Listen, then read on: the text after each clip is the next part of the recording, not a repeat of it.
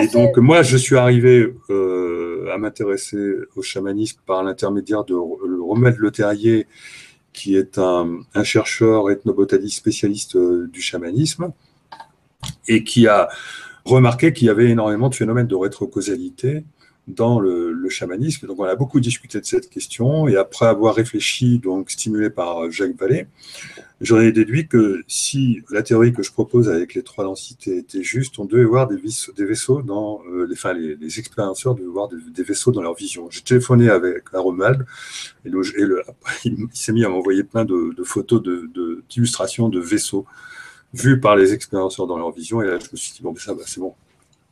C'est bon, c'est OK. Le modèle est cohérent. Et effectivement, les vaisseaux extraterrestres ou venant du futur, ou de le voir de la densité du soi, il y a trois provenances principales, passe par l'astral, c'est-à-dire par la densité de la conscience, où il se déplace par la conscience, hein, pour venir nous visiter.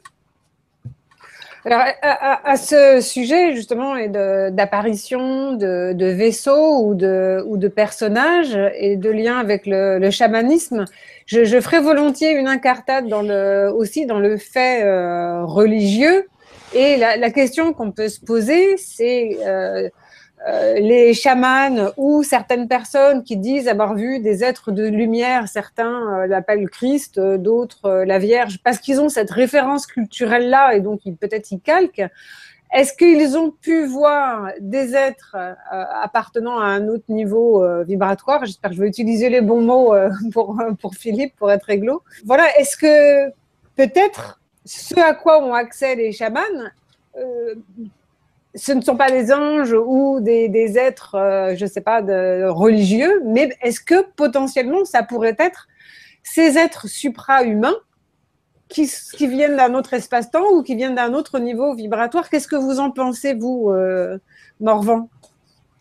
Quand on lit avec attention les témoignages notamment des témoins de rencontres rapprochées et surtout du troisième, quatrième, cinquième type, on voit qu'effectivement, les similitudes sont frappantes dans les descriptions entre des êtres de lumière qui sont perçus comme pleins d'un amour dépassant l'amour qu'on peut connaître sur Terre, d'autres êtres qui, au contraire, ont l'air d'être plus démoniaques. On a affaire encore une fois, tout un spectre de types de descriptions d'entités intelligentes qui, encore une fois, sont extra-humaines, mais qui ont l'air de faire écho à ce que les traditions humaines décrivent depuis très longtemps et dans toutes les religions, avec des anges, avec des êtres. Les descriptions, notamment de certains abductés, parlent d'un contact avec la source. Ils ne trouvent pas de mots pour en parler. Ils disent la source, l'unité.